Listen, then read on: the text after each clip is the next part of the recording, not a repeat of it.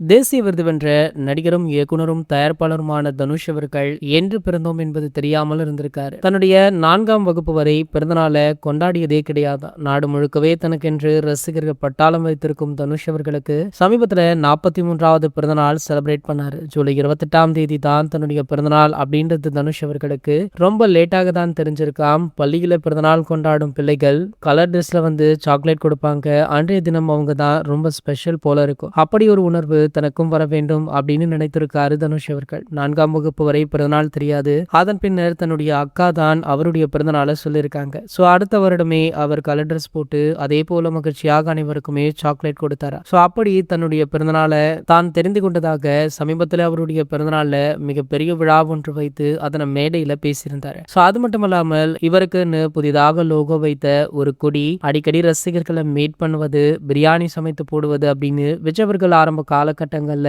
என்னென்னலாம் பண்ணாரோ அதையே ஃபாலோ பண்றாரு. ஸோ அது மட்டுமல்லாமல் தல ரசிகர்களை தன்வசப்படுத்தும் வகையில ஏகே அவர்களுடைய டைலாக்க மேடையில பேசி அதிரவிட்டு இருந்தாரு. ஸோ இந்த நிலையில நடிகர் தனுஷ் அவர்கள் தளபதி விஜய் அவர்களுக்கு எதிராக தமிழக அரசியல களமிறங்குவார் அப்படின்ற ஒரு பேச்சு இருந்தது. ஆனால் தற்போது வந்துள்ள தகவல் பலருக்குமே அதிர்ச்சியை கொடுத்திருக்கு. தனுஷ் அவர்களுக்கு ஓரளவிற்கு ரசிகர்கள் பட்டாளம் இருக்கு. ஸோ அந்த பட்டாளத்தை சேர்த்து கொண்டு தாவேகா கட்சியில இணைந்து ஒரு மிக முக்கிய பொறுப்புல அமர இருக்காராம். ஸோ அதற்கான திட்டம் தான் இது அப்படின்றது தற்போது வெளியாகி இருக்கு. இது போன்ற செய்திகளை பத்தி நீங்க உடனே தெரிஞ்சுக்க நம்ம சேனலை மறக்காம சப்ஸ்கிரைப் பண்ணிக்கோங்க.